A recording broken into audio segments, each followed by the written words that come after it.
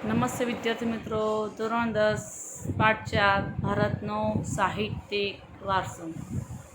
વારસો એટલે તો આપણને ખબર જ છે કે આપણને આપણા પૂર્વજો દ્વારા મળેલી અમૂલ્ય ભેટ એ વારસો છે. તો આપણો સાહિત્યિક વારસો જોવાનો છે.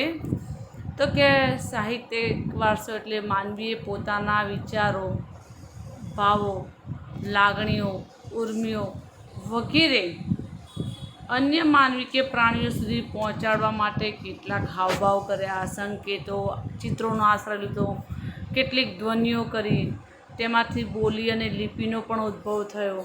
તો આ લિપિ ભાષાના ઘડતર માટે મોટો ફાળો છે. સમય જેમ જેમ ગયો, સમયાંતરે પોતાના વિચારો અભિવ્યક્ત કરવા માટે ભાષાનો ઉપયોગ થયો. હવે આપણે આજકાલ તો ભાષા બોલી આપણે એકબીજાને સમજી શકીએ છીએ, પણ શરૂઆતમાં આદિમાનવ તો કે જે સમયાંતરે પોતાના વિચારો અભિવ્યક્ત કરવા માટે ભાષાનો ઉપયોગ થયો, અને આ ભાષાના સર્જનાત્મક પ્રયાસથી કે પ્રયોગથી સાહિત્યનું સર્જન થવા પામ્યું. આપણે ભણ્યા છીએ કે આદિમાનવ પહેલાં તો ભટકતું જીવન કાઢતો, પછી સ્થાયી વસવાટ કરવા લાગ્યો. બરાબર છે. 5મા છઠ્ઠામાં તમારી પાઠ આવે છે. ધીમે ધીમે ઈશારાઓથી સમજવા લાગ્યો. આમ સમયે સમયે પોતાના વિચારો અભિવ્યક્ત કરવા માટે ભાષાનો ઉપયોગ થયો, અને આ ઉપયોગથી સર્જનાત્મક પ્રયોગથી સાહિત્યનું સર્જન થયું. વિદ્યાર્થીઓ, પ્રાચીન કાળની અંદર કે ભારતના સાહિત્યની વિવિધતા અને વિશિષ્ટતા માટે પ્રખ્યાત છે. ભારતના જે વિદ્વાનો હતા તે પ્રાચીન સાહિત્યના 2 ભાગ પાડ્યા છે. એક વૈદિક સાહિત્ય અને બીજું પ્રશિષ્ટ સાહિત્ય. યાદ રાખજો, ભારતના વિદ્વાનોએ પ્રાચીન સાહિત્યના 2 ભાગ પડ્યા છે. એક વૈદિક સાહિત્ય અને બીજું પ્રશિષ્ટ સાહિત્ય. આ ઉપરાંત કેટલીક લોકબોલીઓમાં પણ સાહિત્ય પ્રચલિત થયેલું હતું.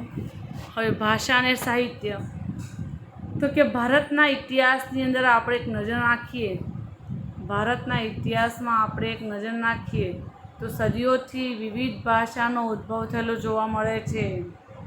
આપણે ભારતના ઇતિહાસમાં એક નજર નાખીએ તો કે સદીઓથી વિવિધ ભાષાઓ, પહેલાં સંસ્કૃત ભાષા વપરાતી આપણે, બરાબર છે ને, તો કે સદીઓથી વિવિધ ભાષાનો ઉદ્ભવ થયેલો જોવા મળે છે.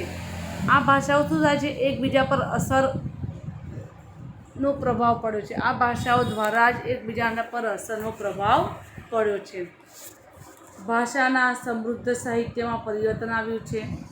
પરિણામે નવી નવી ભાષાઓ અને નવા નવા સાહિત્યનું સર્જન થયું છે. ઉત્તમ ઉદાહરણ કયું છે? સંસ્કૃત ભાષા, કે ધીમે ધીમે સાહિત્યના પરિવર્તન આવ્યું, નવી નવી ભાષાઓ આવી, નવા સાહિત્યનું સર્જન થયું. કે ઉદાહરણ છે સંસ્કૃત ભાષા.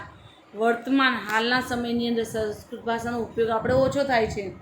આપણે સંસ્કૃત ભાષાનો ઉપયોગ બહુ જ ઓછો થાય છે, પરંતુ ધાર્મિક કાર્ય હોય, પૂજા વિધિ હોય, ત્યાં સંસ્કૃતના શ્લોક કે સંસ્કૃતના ભાષાનો ઉપયોગ થતો હોય છે. સામાન્ય રીતે માનવી માટે અભિવ્યક્ત કરવાની કે ઝીલવાની એક ઉત્તમ તક ભાષા પૂરી પાડે છે. પ્રાચીન ભારતની લિપિ હડપ્પા સમયની હતી. સાંભળજો, પ્રાચીન ભારતની લિપિ હડપ્પા સમયની હતી. કયા સમયની? હડપ્પા.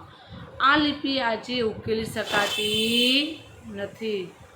તે સમયના લોકોની ભાષા કઈ હશે તે માહિતી પણ પ્રાપ્ત થતી નથી. કે એ સમયના લોકોની ભાષા કઈ હતી એ પણ હજી પ્રાપ્ત થઈ શકતી નથી. મહર્ષિ પાણિની, અંડરલાઈન કરું છું, મહર્ષિ પાણિની સંસ્કૃત ભાષાના મહાન વ્યાકરણશાસ્ત્રી હતા. મહર્ષિ પાણિની, અંડરલાઈન કરું છું, તમારી ખાલી જગ્યા ખરા ખોટા જોડવામાં આવી શકે છે.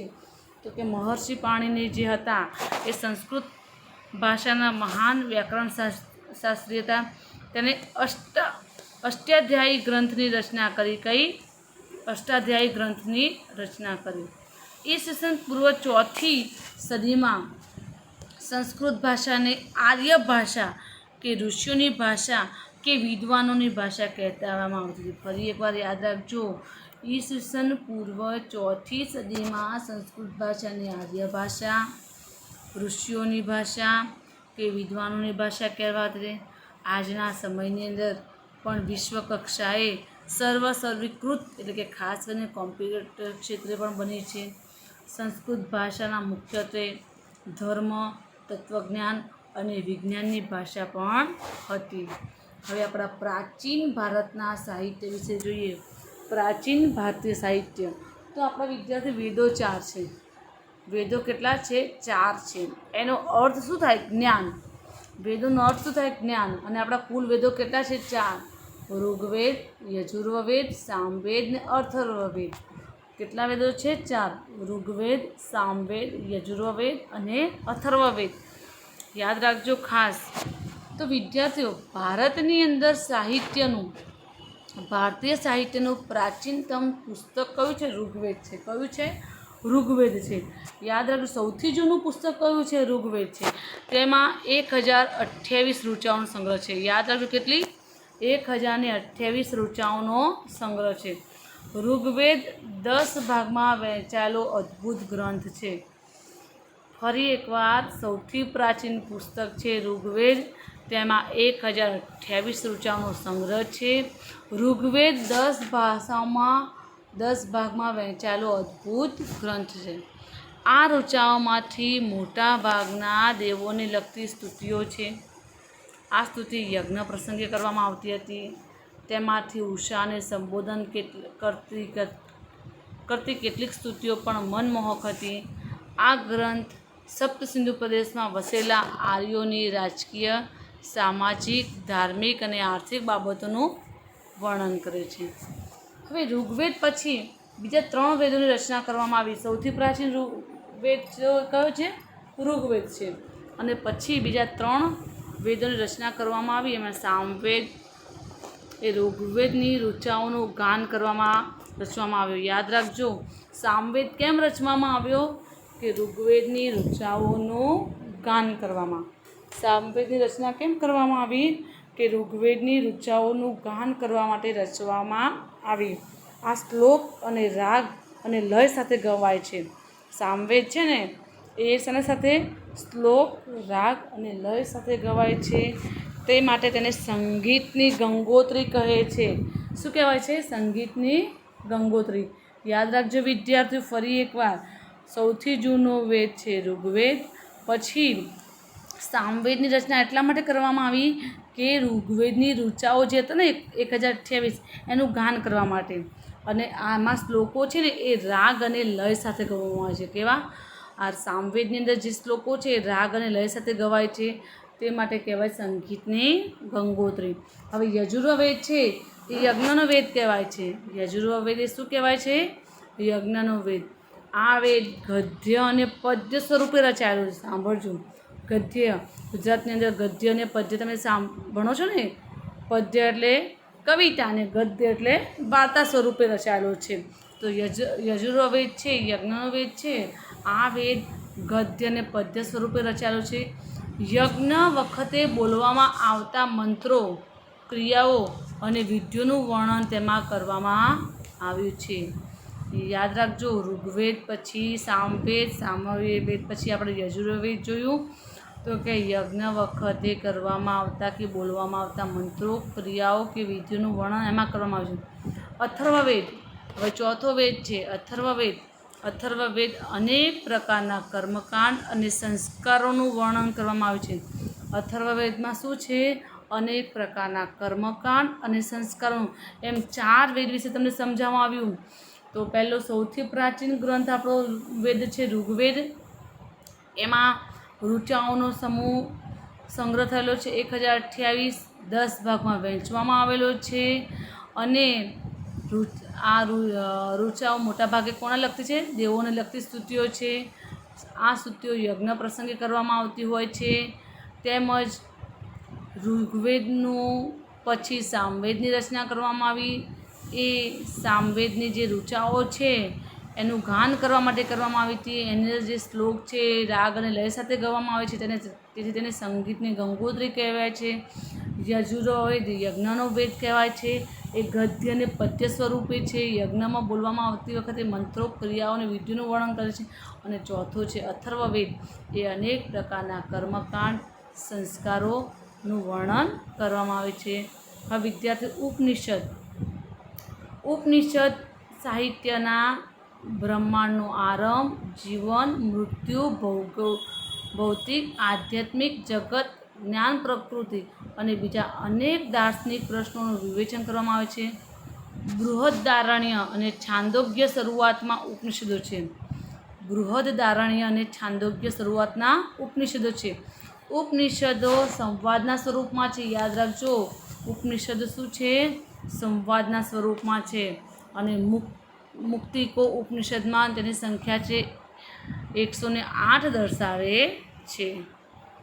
હવે બ્રાહ્મણ ગ્રંથ વિદ્યાર્થીઓ,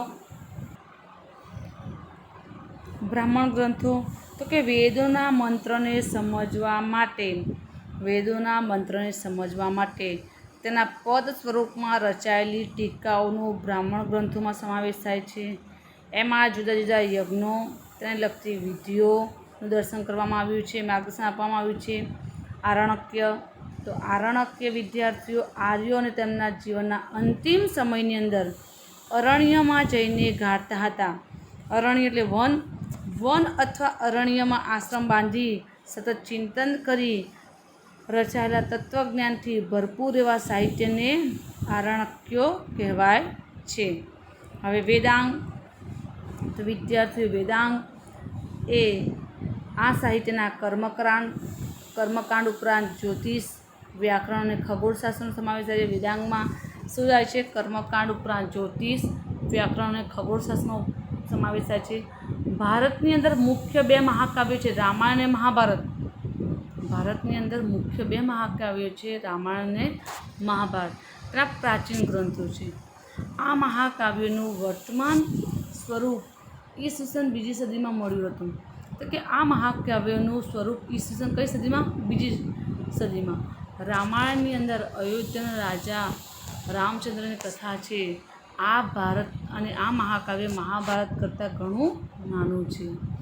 તો રામાયણ એ મહાભારત કરતાં ઘણું નાનું છે, પણ તેનામાં અનેક દિલચસ્પ ઘટનાઓ, સાહસનું વર્ણન છે. મહાભારત લગભગ 1 લાખ શ્લોક છે. મહાભારતમાં લગભગ કેટલા લાખ? 1 લાખ શ્લોક છે. તો ભારતની અંદર 2 મુખ્ય મહાકાવ્યો છે, રામાયણ અને મહાભારત. તો મહાભારતમાં 1 લાખ શ્લોકો છે અને મહાભારત કરતાં રામાયણ ઘણું નાનું છે, પણ એની અંદર શું છે? ઘણી બધી દિલચસ્પ ઘટનાઓ છે, સાહસનું વર્ણન છે. વિશ્વની અંદર સૌથી મોટું કાવ્યગ્રંથ છે મહાભારત. છે ને, વિશ્વની અંદર સૌથી મોટું કાવ્યગ્રંથ છે મહાભારત. વિશ્વનું સૌથી મોટું કાવ્યગ્રંથ છે મહાભારત. એની અંદર પાંડવો અને કૌરવો વચ્ચે થયેલું યુદ્ધ એ મુખ્ય વિષય છે. તમે જોયું હશે મહાભારતમાં પાંડવો અને કૌરવનું યુદ્ધ, મહાભારત જોયેલું હશે. એમ પાંડવો અને કૌરવો વચ્ચે થયેલા યુદ્ધ એનો મુખ્ય વિષય છે. છતાં તેમાં નાની મોટી વાર્તાઓ પણ જોડી દેવામાં આવી છે. મહાભારત શ્રીમદ ભગવદ્ ગીતામાં ગહન દાર્શનિક સિદ્ધાંતોનું વિવેચન કરવામાં આવ્યું છે. યાદ રાખજો, મહાભારતમાં શ્રીમદ ભગવદ્ ગીતાના ગહન દાર્શનિક સિદ્ધાંતોનું વિવેચન કરવામાં આવ્યું છે. તેમાં મોક્ષ પ્રાપ્તિના 3 માર્ગ છે. જ્ઞાન, કર્મ અને ભક્તિ માર્ગનું વિવેચન કરવામાં આવ્યું છે. મોક્ષ પ્રાપ્તિના 3 માર્ગ છે. જ્ઞાન, કર્મ અને ભક્તિ માર્ગનું વિવેચન કરવામાં આવ્યું છે. રામાયણની અંદર વિદ્યાર્થીઓ મહાભારત અને રામાયણ બંને મહાકાવ્યો સદીઓ સુધી કરોડો લોકોના વિચાર, સાહિત્યના સર્જન પર ગહન પ્રભાવ પડ્યો છે. ભારતમાં સંસ્કાર અને સિંચનનું પ્રેરક કાર્ય કર્યું છે. વિદ્યાર્થીઓ, હવે કે આ યુગની અંદર સંસ્કૃત ભાષામાં પુષ્કળ સાહિત્યનું રચાયું છે. આ યુગમાં સંસ્કૃત ભાષામાં પુષ્કળ સાહિત્ય રચાયું હતું, જેમાં ધાર્મિક અને લૌકિક એવા બંને પ્રકારની રચનાઓનો સમાવેશ થાય છે.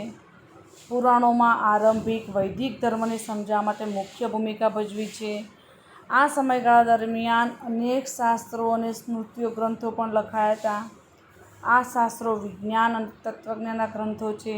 દાખલા તરીકે કૌટિલ્યનું અર્થશાસ્ત્ર એ વહીવટી વિજ્ઞાનની કૃતિ છે. કૌટિલ્યનું અર્થશાસ્ત્ર એ શું છે? વહીવટી વિજ્ઞાનની કૃતિ છે. વિવિધ કક્ષાના ગણિત અને અન્ય વિજ્ઞાન સંબંધિત શાસ્ત્ર ગ્રંથ પણ લખાયા હતા. સ્મૃતિ ગ્રંથમાં ધર્મ દ્વારા અનુમોદિત કરાયા હતા. રિવાજો અને નિયમો પણ આપવામાં આવ્યા હતા.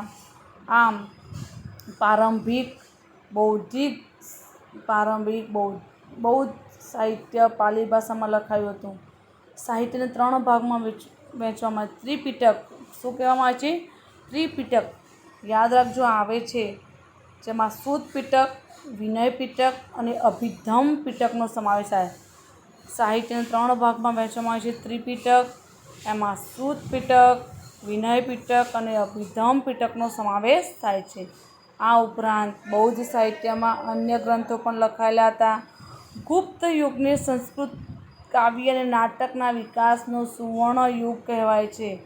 ગુપ્ત યુગને સંસ્કૃતના કાવ્ય અને નાટકના વિકાસનો સુવર્ણ યુગ કહેવાય છે. આ સમયમાં મહાન લેખકોમાં કાલિદાસ, ભૌભૂતિ છે, ભારવી છે, ભૃતહરિ છે, બાણભટ્ટ છે, માધ ઇત્યાદિનો સમાવેશ થાય છે. આ તમામ શું છે? ભારતની અંદર વિખ્યાત છે. જેમાં કાલિદાસ તો વિશ્વની અંદર પ્રસિદ્ધ છે.